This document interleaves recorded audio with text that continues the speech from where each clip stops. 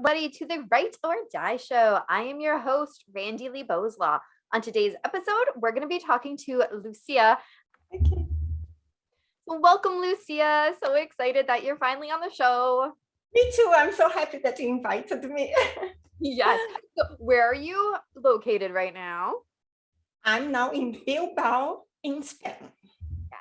Because you've been to tons of different countries, right? Exactly. I come from Brazil, Rio de Janeiro, but I lived in Bahrain, which is a country in Middle East. Also, United Emirates, which I lived in Dubai. Also, I went back to the US, then I lived in Germany and back to the US, and now I'm in Spain. Yeah, all over. I have to say I'm a little bit jealous because that is very exciting. I've only ever lived right here in Canada. Canada. I love Canada. It's very nice. But it is really cool that you've got to go to so many different places. Exactly. And this was my dream. When I was a kid, my dream was to know the world. So I kept seeing my books and like pointing to the map and say, I'm going to visit this place and That's this. awesome. And then, yeah, and my dream came true. Oh, that's awesome. I love it. But you know how it started? Because I started working for American Airlines. Okay. So I was working in the ticket account, but I had the chance to travel. So every weekend, me and my friends and I, we were going to Miami or New York or other place, stay there like for the weekend and come back. Oh, that is so cool. I love it. And actually, me and my husband were just talking about when COVID's over and we can travel, where do we want to go? I'm like, everywhere. It's like a dream. I think everybody's having this kind of plans now because Oh, yeah. we cannot do anything. Yeah, here in Bilbao, we cannot even leave the city. Like we have a city close by, 10 minutes from here, but we cannot. Yeah. Yeah, but it's okay. Oh, well, at least it's nice weather for you now, right? Like it's springtime. It's springtime. It's kind of chilly, still chilly, but it's okay. The trees are beautiful and you know that summer is coming. So we feel like way better because I don't like cold. I don't like me neither. I can't wait for the warmer weather. Actually, this morning, when I was feeding my grandson breakfast, we were looking out at the covered up pool because it's not open yet. And there was some ducks hanging out, just poolside hanging out. I'm like, oh great, the ducks are using the pool before I get to. So cute, so cute. It was so funny. So we know a little bit about you, but tell us a little bit more about yourself. Let's see. I'm a physical therapist. I'm married and I have a daughter. She's 23 years old already. She lives in the US.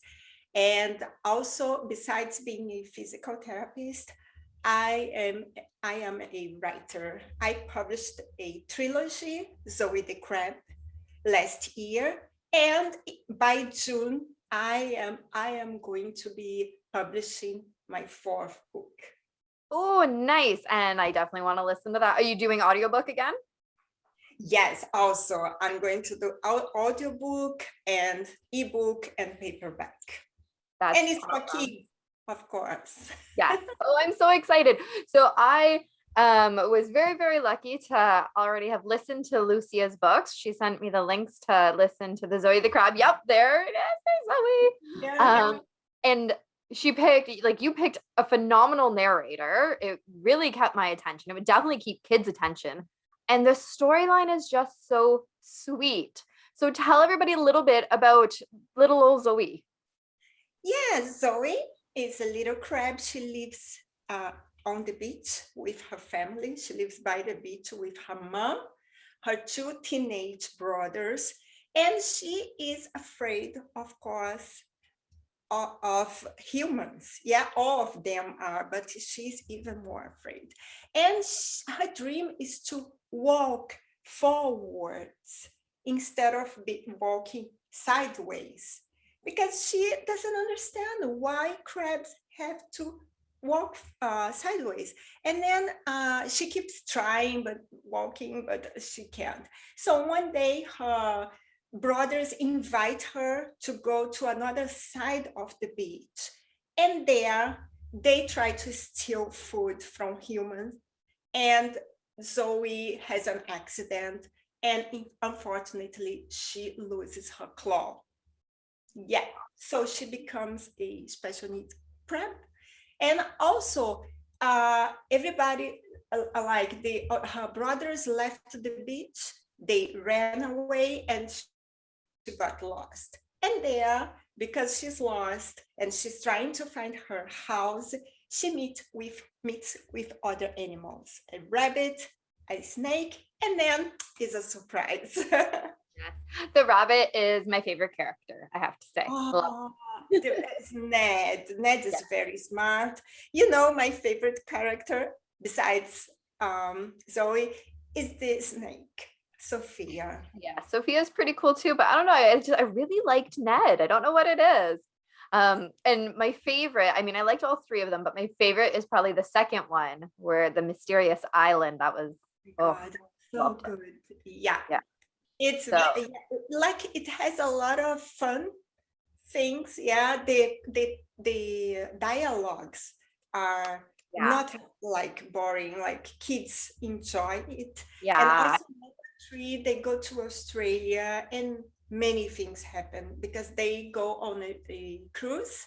yes, And of course, it's funny because they have to hide from people. They yeah, start eating a lot. Yeah, like everybody who yeah. a cruise. So it was an amazing way to spend my time during quarantine, and finally I could publish books, because this was also a dream since I was a kid. I used to prefer books over dolls. Oh, So yes, books were always my best friends. that's awesome.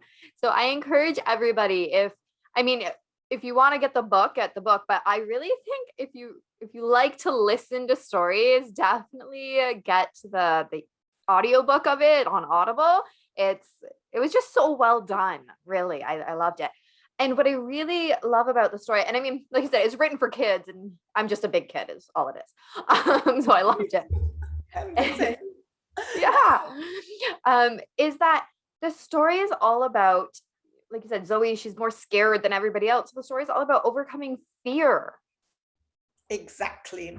She's overcoming her fears. In book three, understand why she is afraid of heights.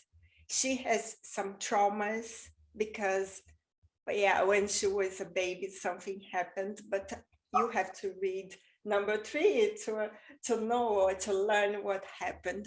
And like, you know, when kids, they have a trauma and nobody help because nobody knows what happens. Yeah, Yeah. it can cause like that these kids has problems forever. So this is Exactly. something that happened to Zoe, but Zoe finally can solve her Yeah. traumas or problems. But it's Yeah. not easy, you know, that's not easy. I was reading your book and I definitely love your book. And for me, it works as a, you know, a book that is always by your side, like Yeah. next to you when you sleep. Sometimes I go and open when I think about something. I have some books that stay next close to me when I'm going to sleep.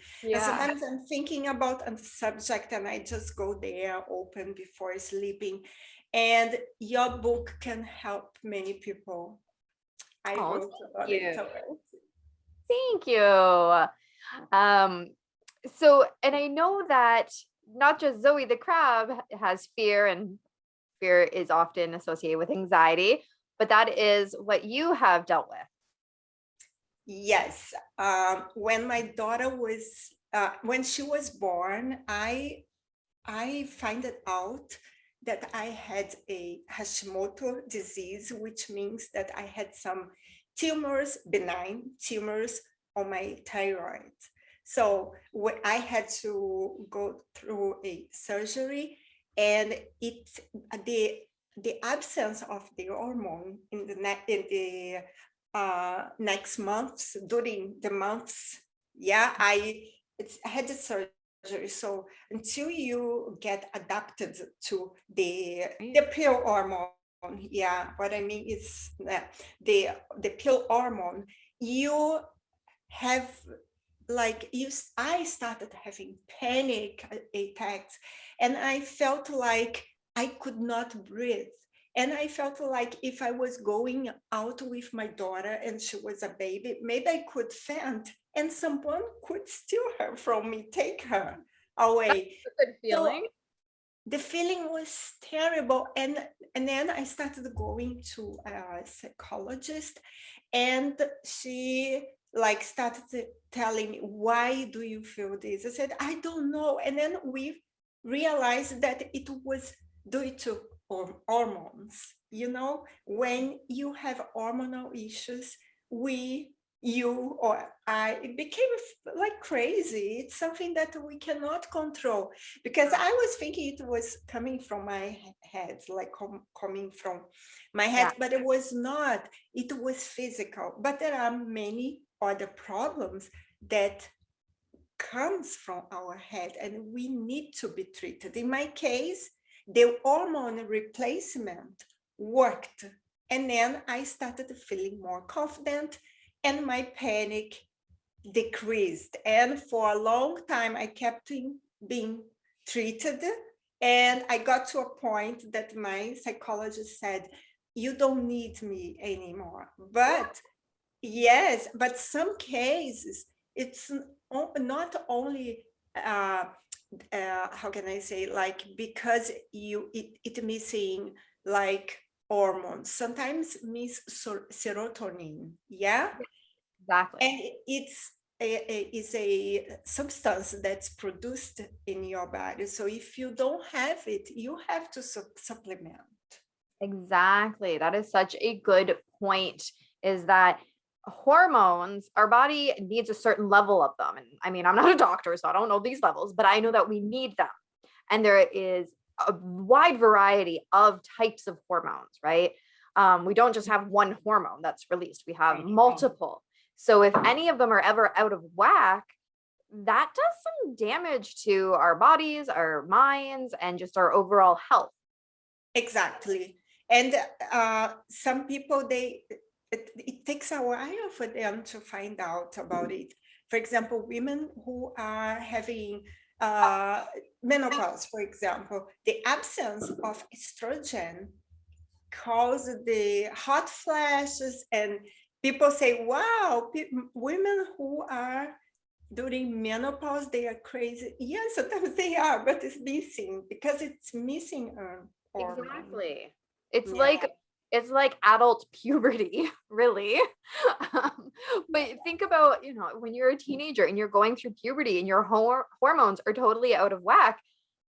Yeah, you might swing from a super happy to now I'm crying to now I'm mad to, everything in between. And it's a hormone related issue, but we still have to be careful, because even while you're trying to work through getting the right hormone levels or whatnot, you have to still take care of your mental health.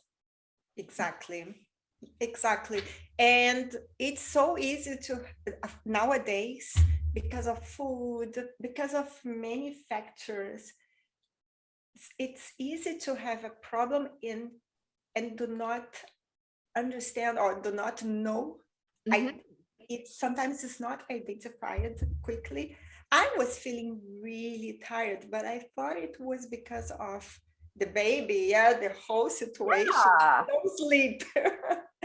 you don't sleep, you have to breastfeed, and you have to do other stuff.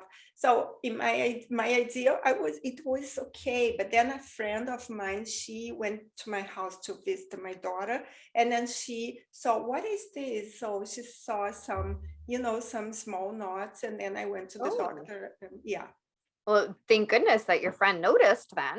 thank goodness, because I didn't even have time to look at myself in the mirror. Yeah, with a new baby, you wouldn't.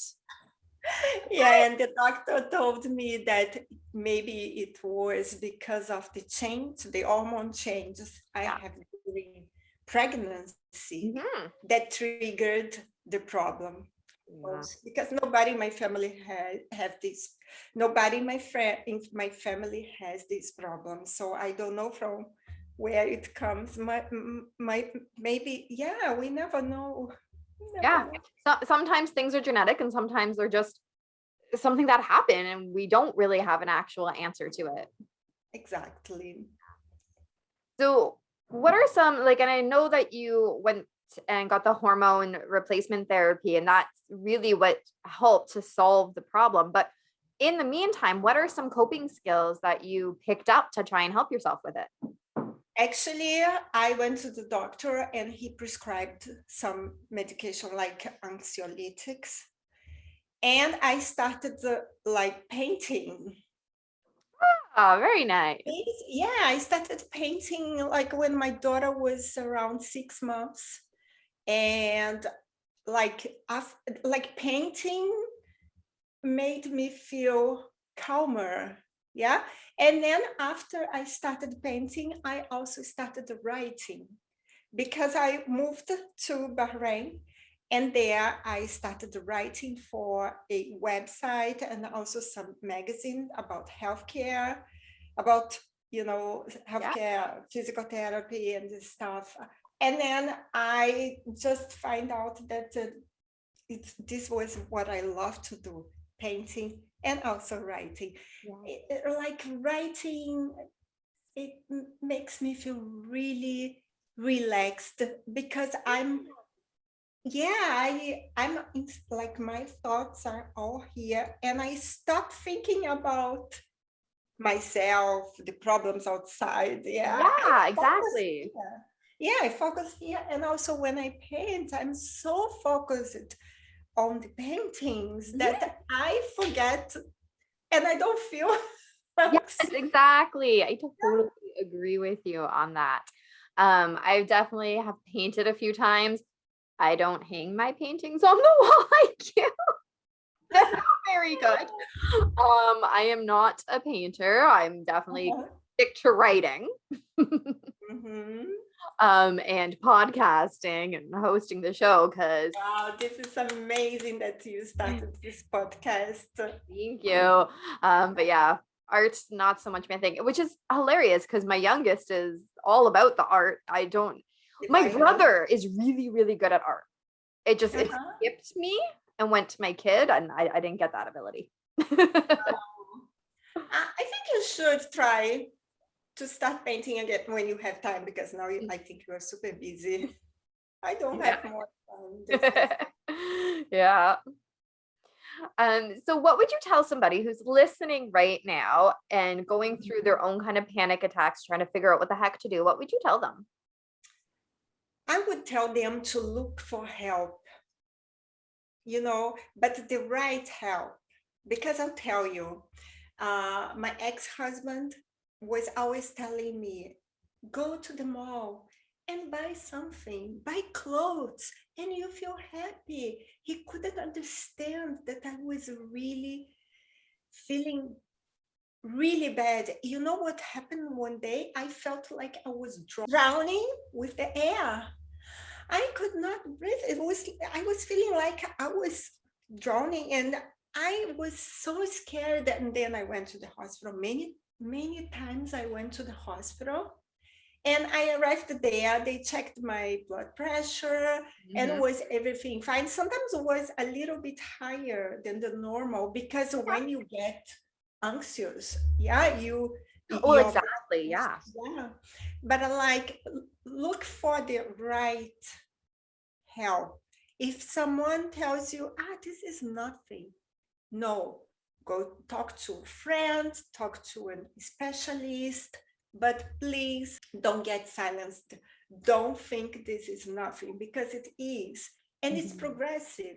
If today, for example, if today you don't have help, this is like it starts growing, and you get to a point that like it will be even more difficult for you to move, yeah, by yourself. Yeah. So look for help. That And yeah, sorry, go ahead. I was just gonna say that is great advice. That's all I was gonna say. It's super important. Some kids, like kids, have more problems to talk about it than us. I believe so. Of course, depends on the kids. Yeah. But kids, sometimes they keep things inside because they don't want the mother or the parents get worried, or they don't feel comfortable about talking to people. So that's why it's very important to observe the kids and to go to the school, check everything. Don't just rely on what do you think. Yeah. Go and check and try always to talk to the kids, because I used to work with kids. I was working with neurology and kids with special needs, with cerebral palsy, autistic kids.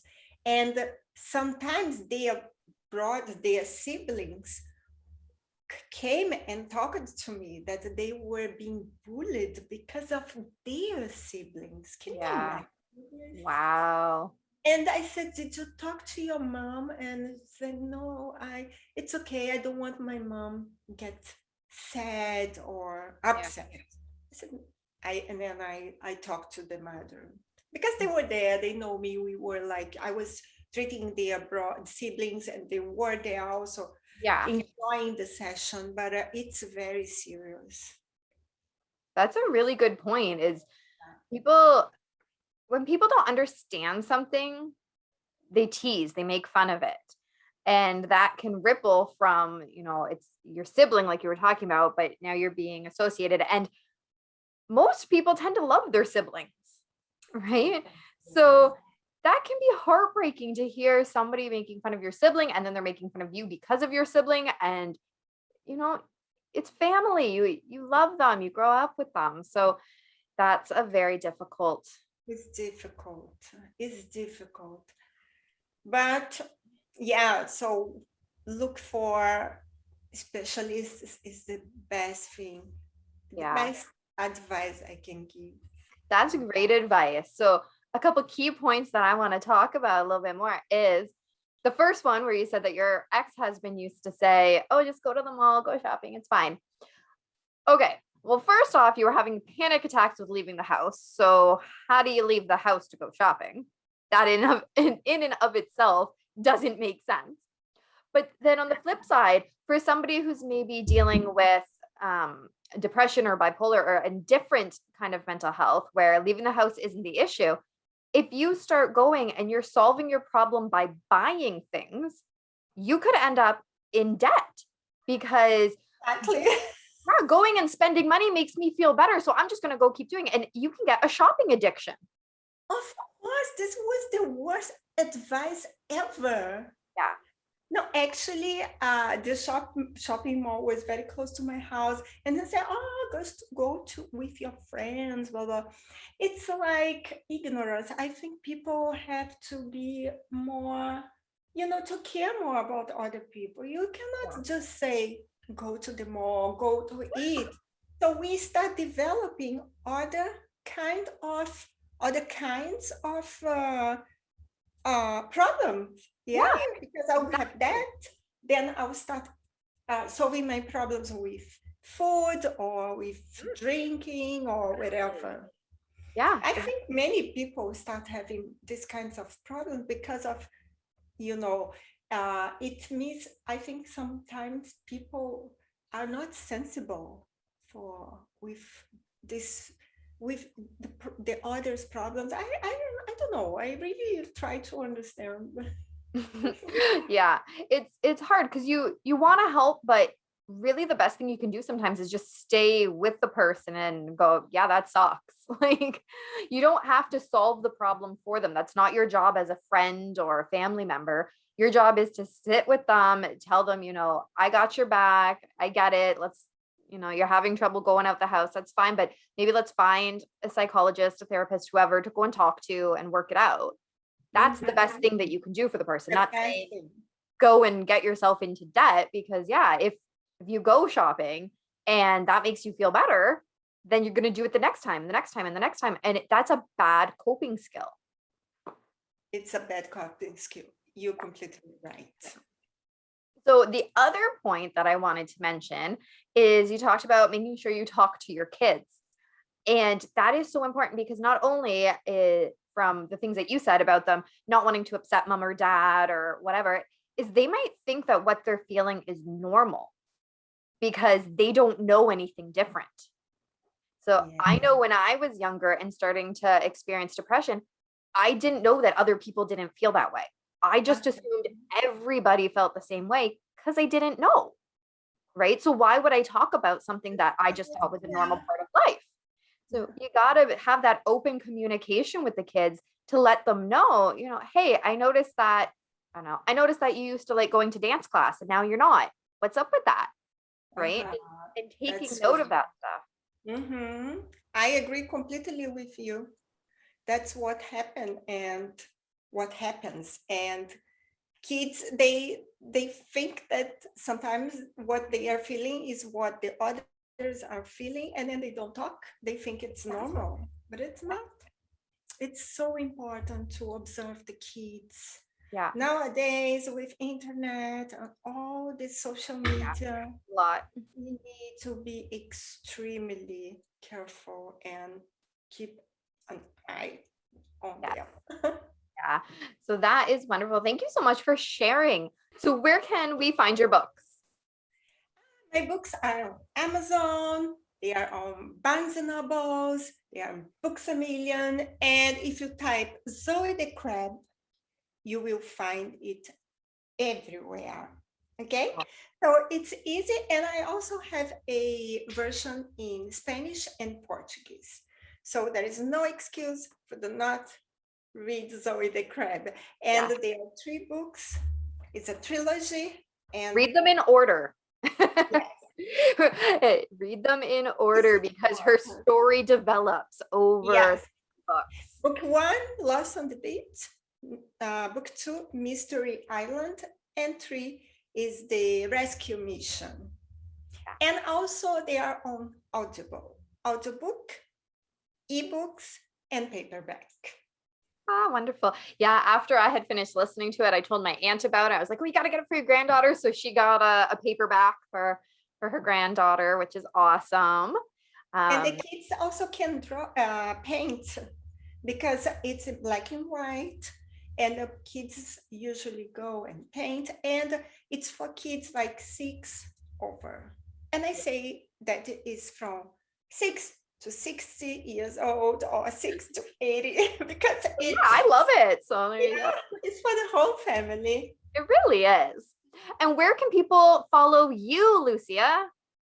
Yes, my website is www.luciamatuonto, MATUONTO @gmail.com. And my Instagram is Lucia Matuonto author. And also I am on Facebook, Twitter, LinkedIn. So you can find me online. All over the place. And we will have those links down in the description below. So be sure to follow Lucia. I already follow you. So there you go. Thank you. Thank you so very much for being on the show. I know it's late for you, right? What time is it for you right now? Now is, I think, 10:30 in Spain. It's already dark here. Yeah. But I was so excited to talk to you, and I don't even know if I can sleep now because That's awesome. I love it. Thank you. Well, I hope that you can calm down enough so that you can get some sleep. Yeah. Thank Yes. you. Thank you. What an awesome interview. And she stayed up so super late. I mean, I love interviews and stuff, but I don't know. I like my sleep. That would be past my bedtime. So thank you again, Lucia, for staying up late and doing the interview with me so that we can get your message across. And of course, hit her up with those links in the description below. Give her a follow. If you want to check out her books, again, the links are down below. Be sure to do that. As well, to help with the show, if you want to help promote us here, hit that like and subscribe button, share the videos. We got to spread the message out. We do have a Patreon page if you would like to support through that way. We also have a merch store, so be sure to give that a check and see if there's anything there that interests you. 10% of the proceeds on all sales through the merch store will be going to the Canadian Mental Health Association. And remember, that the only way to end the stigma with mental health is to speak openly and honestly. Bye.